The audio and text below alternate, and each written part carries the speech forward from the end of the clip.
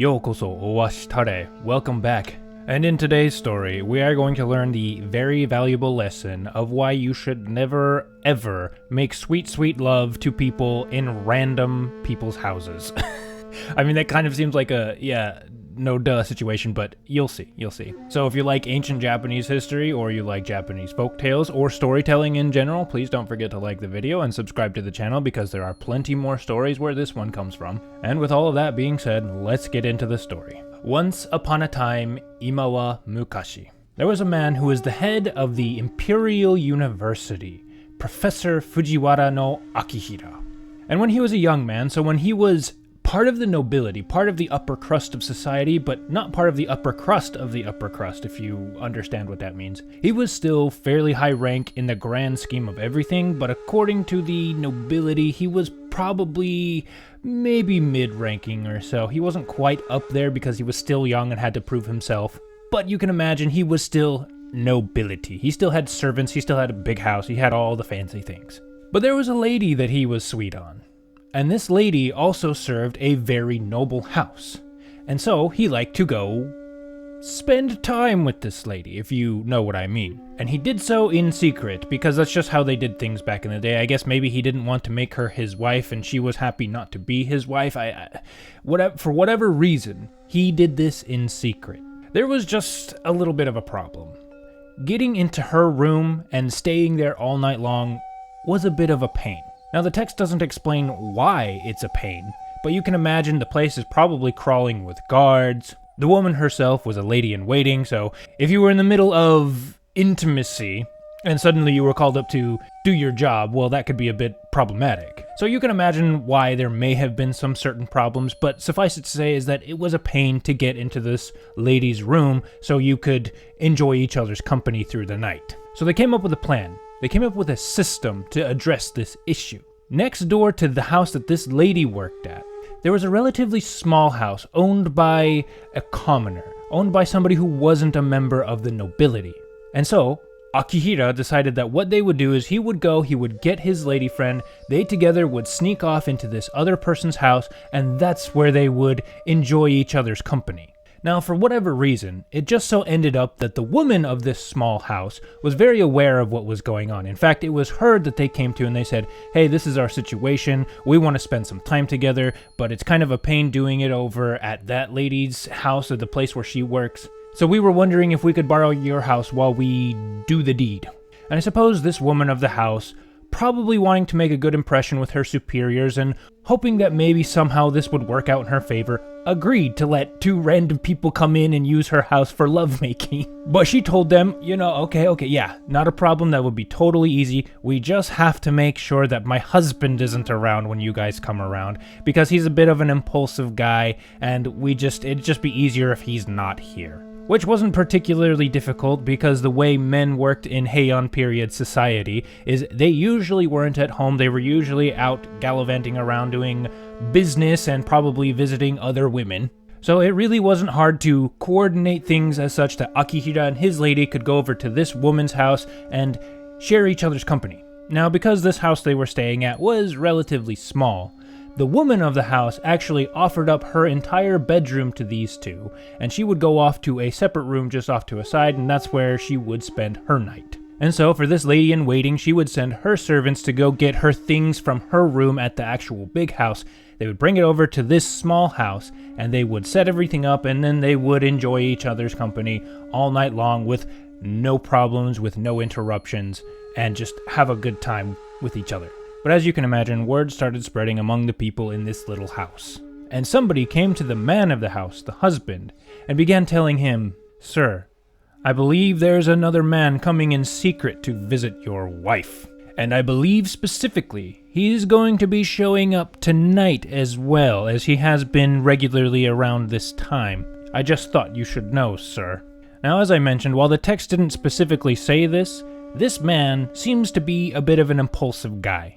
Because as soon as he heard this, his first thought was, well, in that case, I'll just have to catch him in the act and slay him.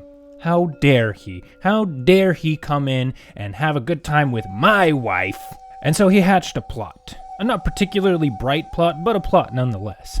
And so one day, he came to his wife and he said, "Just to let you know, I am actually going to go off on a business trip and I'll be gone for 4 or 5 days or so. So, just thought I'd let you know so you're ready for that." And then he gathered all his things, he made preparations like he was going to leave, and he left. He made a big show of him leaving. But of course, he didn't actually leave. He merely left until he got out of sight and then doubled back around and took up a position where he could come in at the first sign of another man showing up. Now, of course, everybody assumed that now would be a perfect time for Akihira and his lady to come over to the house and do their normal thing. And so everybody was informed, and Akihira did indeed come over with his lady. And they went in and did their usual thing. They had their room together, they talked a lot, and they probably did many other things that we won't go into because although this isn't made for children, I do try to keep it somewhat family friendly. But these two passed their time together with the woman of the house off in another room doing her own thing, probably, I don't know, playing cards or something, or whatever they did instead of playing cards because they didn't have cards back in that day. And the night grew old. And the man of the house, who now made his way back to his home, believing that everybody had assumed that he was well and gone, and he crept up to the walls and he listened very carefully. And sure enough, he heard the sounds of a man and a woman speaking in hushed whispers, like they were trying to keep something secret from everybody else around them. And he thought, "It's exactly as I was told. That is exactly what's going on. There is another man here sleeping with my wife." And he crept in a little closer, probably made his way into the actual building this time and just outside of the main bedroom. And sure enough, the voices were coming from his own bedroom. Okay, which was another big blow. Like, it's one thing to come and visit a man's wife while he's gone, but it's another thing for the wife to just desecrate their marriage bed like this. Like, have you no shame? So he was furious at this point, but he was also not a complete idiot, and he didn't immediately go barging through the walls here with his sword drawn, swinging wildly. No, he needed to wait. He needed to get his vengeance in one swift go with zero chance of messing up. So he waited until he heard the sound of a man snoring. I guess some things never change even if you are an ancient noble aristocrat from Heian, Japan. And so when he gathered that everybody in the house was asleep, he crept into the main bedroom and drew his sword. And it was very dark, too.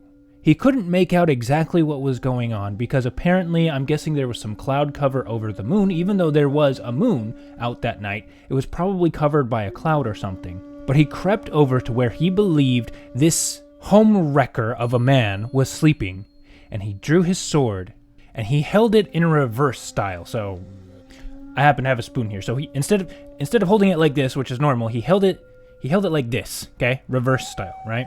And he pointed it at where he thought this man's midsection was. And he was going to skewer him right through the gut. How dare he? And just as he lifted his arm to deliver the killing blow, suddenly the clouds moved away from the moon, and a big drop of moonlight fell over Akihira's pants. His sashinuki pants specifically is what they're called. And this man noticed that the tying threads, the little fastening threads for this sashinuki, I can't explain it, it's just that in ancient Japanese clothing you would have these threads woven into the fabric so you could use them to tie them up when you needed to get down to business and you needed to make sure all the billowy bits were like collected and bunched up so they didn't get caught on stuff.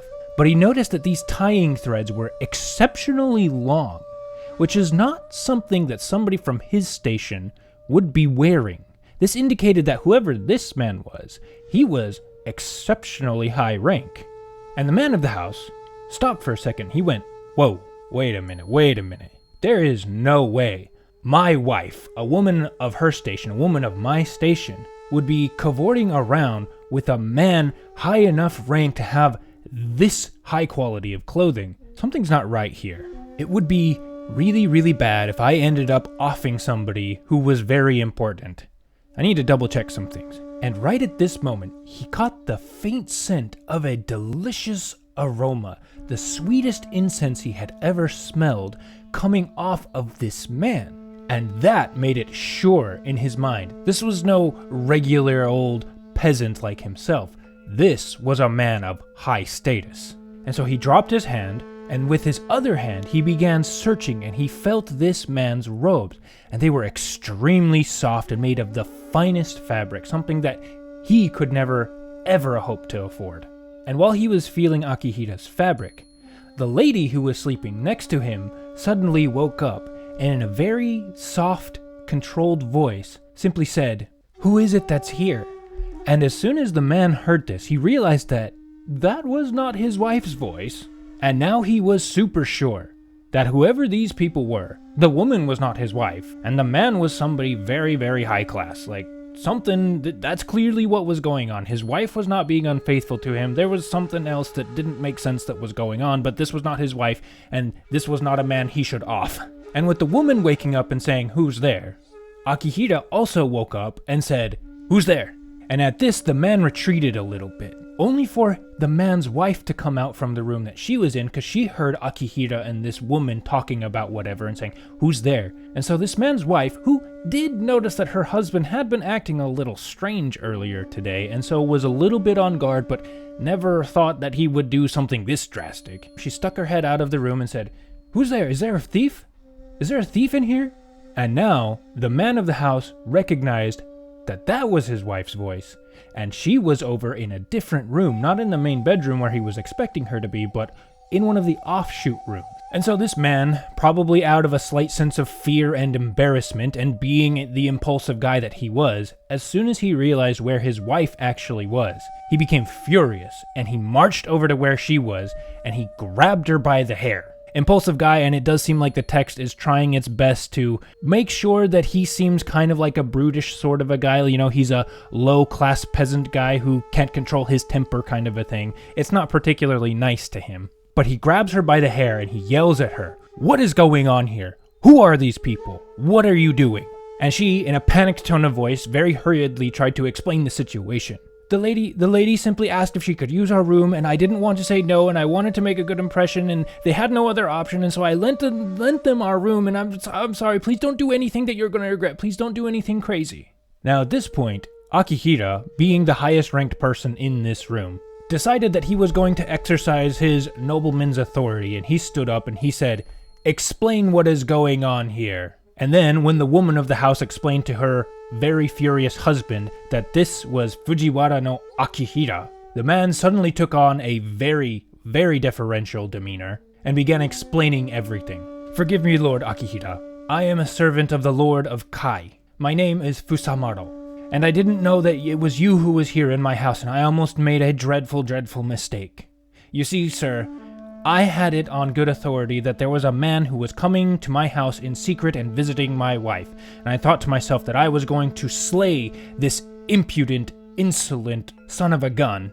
And sure enough, when I set up my plan to catch this man in the act, I found that there was somebody in my room whom I did not know who was spending time with a woman, and I assumed that it was a man stealing my bed with my wife. And so I crept in here, sword raised, ready to skewer the man, until a drop of moonlight came in and showed me a set of sashinuki that were so high class that I couldn't believe that any man of this station would be spending time with my wife of all people. And because of that, I refrained from doing what I had originally intended. And I must beg your forgiveness, sir, because I almost did something very, very terrible. Forgive me, sir." Now when Akihira heard this, heard that he had been within a hair's breadth of being skewered by a random dude, the color drained from his face.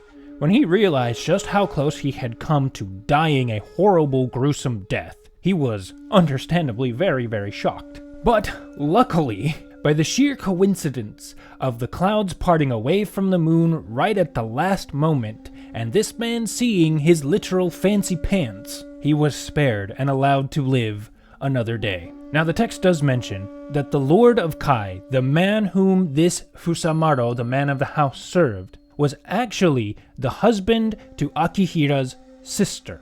And because of that, they all essentially were part of the same house. Specifically, the man that Fusamaro served was Fujiwara no Hironari, which again meant that they were all part of the same family in a sense. And because of this, Fusamaro had actually been around Fujiwara no Akihira very regularly, and they knew each other. They knew who each other was.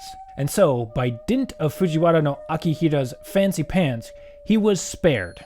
And then the text muses on the fact that even though it was custom at the time for men to sneak into women's quarters to spend quality time with them, it is never ever appropriate for a nobleman to be sneaking into the house of a lower ranked man. That is not okay and that is not good, precisely because of this situation. And it is only by the good graces of karma that Akihira was allowed to continue living when anybody else in that situation very likely would have been skewered to death. And thus is it said that all human beings should understand the nature of karma and its ramifications, which essentially I believe, to put into more modern terms and make a little more sense, don't tempt fate. Don't go messing around with that stuff, okay? Don't try to push your luck, essentially. Be reasonable here, be sensible, don't get yourself in any sketchy situations, okay? Don't do it. And that is actually the end of the story. And if you enjoyed the story, please don't forget to like the video. Please subscribe to the channel because there are many stories where that came from. And if you have any questions for me, please don't forget to let me know in the comments. But that is where I'm going to end it for now. So if you've been watching all the way up to the end, I thank you sincerely. Ito katajike no koso haberi kere. And hopefully we will see you in the next one for what I can only describe as an instance of ancient Japanese true crime. Or rather, an attempted instance of Japanese true crime. You'll just have to see. It is quite the story about jealousy and internal family strife and trying to bury people alive. Anyways, thank you so much, guys. We'll see you next time. Have a good one. Goodbye.